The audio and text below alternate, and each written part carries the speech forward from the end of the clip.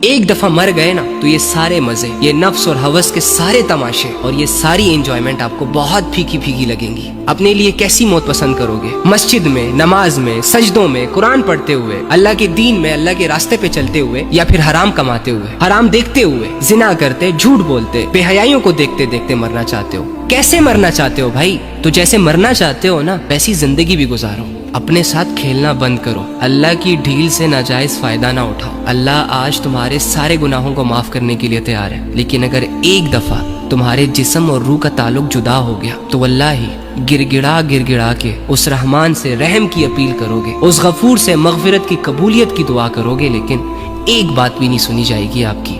اللہ کی محبتوں کو سمجھو۔ اگر اللہ رب العزت نے اس دنیا کو دھوکہ کہا ہے تو اسے دھوکہ سمجھو، اس سے دل نہیں لگاؤ۔ اگر اللہ رب العزت نے آخرت کو تمہارے لیے زندگی گزارنے کی ایک بہترین جگہ قرار دی ہے تو یہ